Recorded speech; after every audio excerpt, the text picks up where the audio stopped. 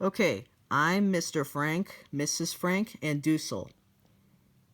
I'm Dylan, and I'm doing Anne, Meep, Mr. Van Dan, and Margot. And I'm doing Peter, Mr. Crawler, and Miss Van Dam. Alright, here we go. Saturday, the 1st of January, 1944. Another new year has begun, and we find ourselves still in our hiding place. We have been here now for 1 year, 5 months, and 25 days. It seems that our life is at a standstill. We are a little thinner. The Van Dan's discussions are as violent as ever. Mother still does not understand me, but then I don't understand her either.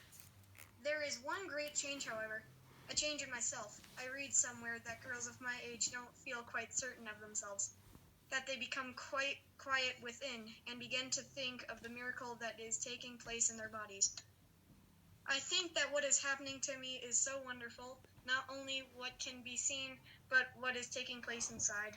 Each time it has happened, I have a feeling that I have a sweet secret. And in spite of any pain, I long for the time when I shall feel that secret within me again. It's Meep. Wake up, everyone. Meep is here. Meep and Mr. Crawler. What a delightful surprise. We came to bring you New Year's greetings. You shouldn't. You should have at least one day to yourselves. Don't say that. It's so wonderful to see them. I can smell the wind and the cold on your clothes. There you are. How are you, Margot? Feeling any better? I'm all right. We filled her full of every kind of pill so she won't cough and make a noise. Well, hello, Meep, Mr. Crawler. With my hope for peace in the new year. Meep, have you seen Mushi? Have you seen him anywhere around? I'm sorry, Peter. I asked everyone in the neighborhood had they seen a gray cat, but they said no. Look what Meep's brought for us. A cake. A cake? I'll get some plates. Thank you, Meepa. You shouldn't have done it. You must have used all your sugar rations for weeks. It's beautiful, isn't it? It's been ages since I ever saw a cake. Since you brought us one last year. Remember? Don't you remember you gave us one on New Year's Day? Just this time that last year. I'll never forget it because you had peace in 1943 on it. Peace in 1944. Well, it has to come sometime, you know. Hello, Mrs. Dussel. Mr. Dussel. How are you? Here's the knife. Leafy. How many of us are there? None for me, thank you. Oh, please, you must. I couldn't. Good. That leaves 1, 2, 3, 7 of us. 8. It's the same number as it always is. I left Margot out. I take it for granted Margot won't eat anything. Why wouldn't she? I think it won't harm her. Matthew, that's me. All right. I just didn't want her to start coughing again, that's all. And please, Mrs. Frank should cut the cake. What's the difference? Not Mrs. Frank's cake, is it? Is it for all of us? Mrs. Frank divides things better. What are you trying to say? Oh, come on, stop wasting time.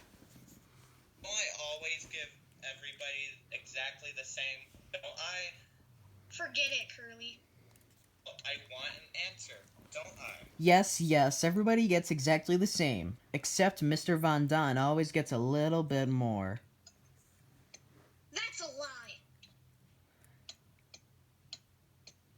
Please. You see what a little sugar cake has done to us? It goes right to our heads. Here you are, Mrs. Frank. Thank you. Are you sure you won't have some?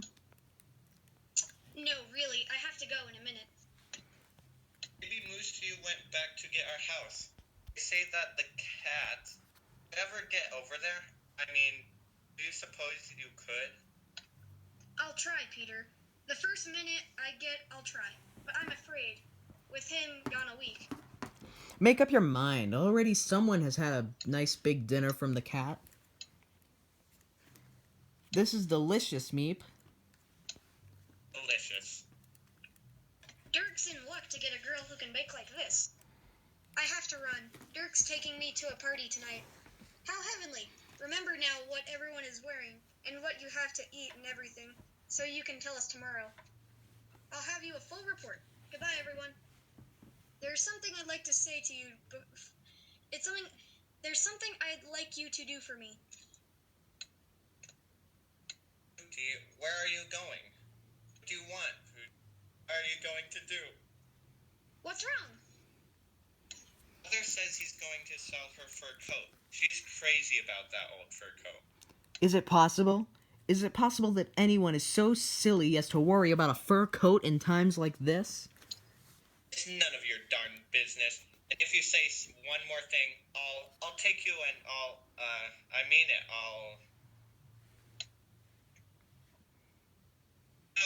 No, don't you dare take that. You hear? It's mine. My father gave me that. You didn't give it to me. You have no right. Let go of it, you hear? Just a little discussion over the advisability of selling this. As I often reminded Mrs. Van Daan, it's very selfish of her to keep it when other people outside are in such desperate need of clothing. So if you will please to sell it for us, it should fetch a good price. And by the way, will you get me cigarettes? I don't care what kind they are. Get all you can. It's terribly difficult to get them, Mr. Van Daan, but I'll try. Goodbye. Are you sure you won't have some cake, Mr. Crawler? I better not. You're still feeling badly. What does your doctor say? I haven't been to him. Now, Mr. Crawler. Oh, I tried, but you can't get near the doctor these days. So busy. After weeks, I finally managed to get one on the telephone. I told him I'd like an appointment. I wasn't feeling very well. You know what he answers over the telephone. Stick out your tongue. I have some contracts here. I wonder if you'd look over them with me. Of course. If we could go downstairs. If you forgive us, I won't keep him a minute. What's happening? Something happened, hasn't it, Mr. Crawler? Oh, really? I want your father's advice. Something's gone wrong. I knew it. If it's something that concerns us here, it's better that we all hear it. Children. What they'd imagine would be worse than any reality. There's a man in the storeroom. I don't know whether or you remember him. Girl, about 50, heavy-set, nearsighted. He came with us just before you left. He was from Utrecht? That's the man. A couple weeks ago, when I was in the storeroom. He closed the door and asked me, "How's Mr. Frank? What did you hear from Mr. Frank?" I told him I only knew where there was rumor that you were in Switzerland. He said he'd heard that rumor too, but he thought I might know something more. I didn't pay attention to it. Then thing happened yesterday. He brought some invoices to the office for me to sign. As I was going through them, I looked up. He was standing staring at the bookcase. Or bookcase. He said he thought he remembered a door there. Wasn't there a door there that used to go up to the loft? He told me he wanted more money. 20 guilders, more than a week. Blackmail! 20 guilders? Very modest blackmail. That's just the beginning. You know what I think? He was the thief who was down there that night. That's how he knows we're here. How is it left? What did you tell him? I said I had to think about it. What shall I do? Pay him money? Take a chance on firing him? Or what? I don't know. For God's sake, don't fire him. Pay him what he asks. Keep him where you can have your eyes on him. Is it so much that he's asking? What are they paying nowadays? Could get it in the war plant. This isn't a war plant, mind you. I don't know if he really knows, or if he doesn't know. Offer him half. Then we'll soon find out if it's blackmail or not. And if it is, we've got to pay it, haven't we? Anything he asks, we've got to pay. Let's decide that when the time comes. This may be all my imagination. To a point these days where you suspect everyone and everything. Again and again, on simple look or word, I find myself. There's the telephone. What does that mean? The telephone ringing on a holiday? That's my wife. I told her I had to go over some papers in my office. Call me there when she got out of church. I'll offer him half then. Goodbye. We'll hope for the best. You think you can thank your son for this? Smashing the light? I tell you, it's just a question of time now. Sometimes I wish the end would come, whatever it is. Margot! Then at least we'd know where we are. You should be ashamed of yourself talking that way. Think how lucky we are. Think of how the thousands dying in the war every day. Think of people in the concentration camps. What's the good of that? What's the good of thinking of the misery when you're miserable? That's stupid. Anne! We're young. Margot and Peter and I, you grown-ups have had your chance. But look at us. If we begin thinking of all the horror in the world, we're lost. We're trying to hold on to some kinds of ideals when everything, ideals, hopes, everything are being lost, are being destroyed. It isn't our fault that the world is in such a mess. We weren't around when all this started, so don't try to take it out on us. She talks as if we started the war. Didn't we start the war? Left her cake. Left this. Thanks. I thought you were fine just now. Know just how to talk to them. Know just what to say it. I'm no good. I never can think, especially when I'm mad at Dessel. When he said about the Mushi, someone eating him, all I could think is, I wanted to hit him. I wanted to give him such a, I used to, there was an argument at school. That's the way I hear. And an old man like that, it wouldn't be so good. You're making a big mistake about me. I do it all wrong. I say too much. I go too far. I hurt people's feelings. I think you're just fine. I want to say, if it wasn't for you around here, I don't know what, I mean. Do you mean it, Peter?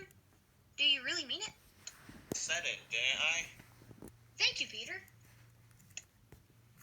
I had quite a collection. Wouldn't you like some in your room? I could give you some. Heaven knows you spend enough time in there, doing heaven knows what. It's easier. A fight starts or an argument. I duck in there. You're lucky, having a room to go to.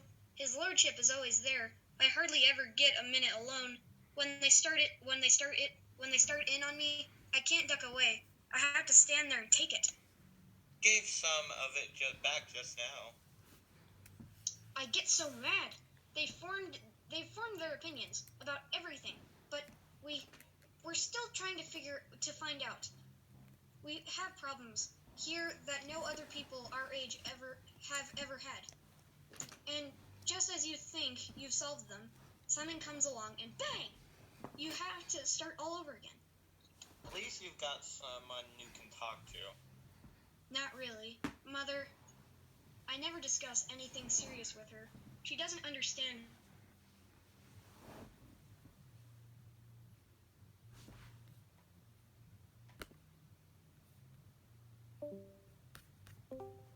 Father's thing, intimate with anyone. If he holds something back, do you? I think your father's fine. Oh, he is, Peter. He is. He's the only one who's ever given me the feeling that I have any sense. But anyway, nothing can take the place of school and play and friends of your own age or near your age, can it? I suppose you miss your friends and all. It isn't just... Isn't it funny, you and I? Here we've been seeing each other every minute for almost a year and a half. and this is the first time we've ever really talked. It helps a lot to have someone to talk to, don't you think? It helps you to let off steam. Well, anytime you want to let off a steam, you can come into my room. I can get up an awful lot of steam. You'll have to be careful how you say that. It's alright with me. Do you mean it? I said it, didn't I? We've had bad news. The people from whom Meep got our ration books have been arrested. So we have had to cut down on our food. Our stomachs are so empty that they rumble and make strange noises, all in different keys. Mr. Vondon is deep and low, like a bass fiddle. Mine is high, whistling like a flute. As we all sit around waiting for supper, it's like an orchestra tuning up. It only needs Toscanolini to raise his baton, and we'd be off in Ride of the Valkyries. Monday, the 6th of March, 1944. Mr. Crawler is in the hospital. It seems he has ulcers. Pim says we are his ulcers. Meep has to run the business, and us too.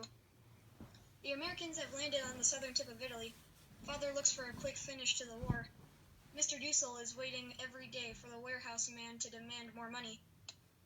Have I been skipping too much from one subject to another? I can't help it.